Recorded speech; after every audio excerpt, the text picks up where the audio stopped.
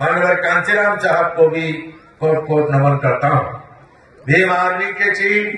Azad Samaj party Kanchiram के राष्ट्रीय अध्यक्ष और पिछले 10 साल से भारत के कोने कोने में दबे कुचले शोषित पीड़ित लोगों के ऊपर सामंतवादी ताकतों के द्वारा, प्रतापस्थ ताकतों के द्वारा, आरएसएस, कांग्रेस, बीजेपी के मानसिकता के लोगों के द्वारा जहां भी जुल्म हुआ, जुल्म करने वालों के खिलाफ इस प्रशासन से आंखों में आंखें डालकर बात करने वाले भारत के एकमात्र नेता एडवोकेट भाई चंद्रशेखर आजाद जी का भी सम्मान करता हूं। मंच पर उपस्थित हमारे इस मंडल के मंडल प्रभारी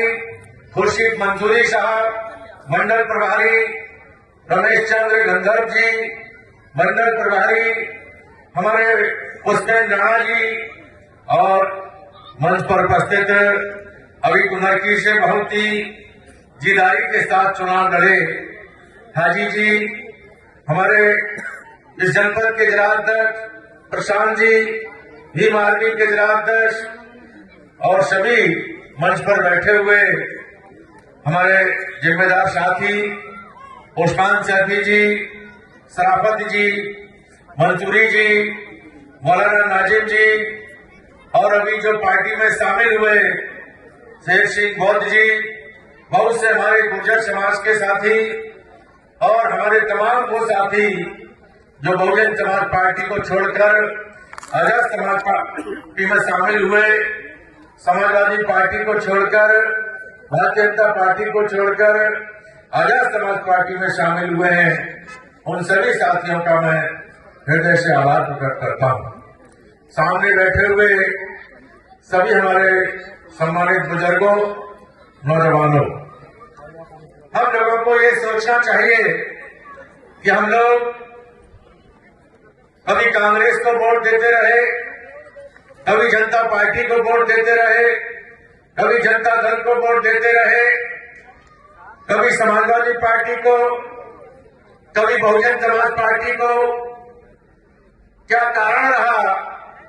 उन पार्टियों को हम लोगों ने वोट दिया, इसके बावजूद भी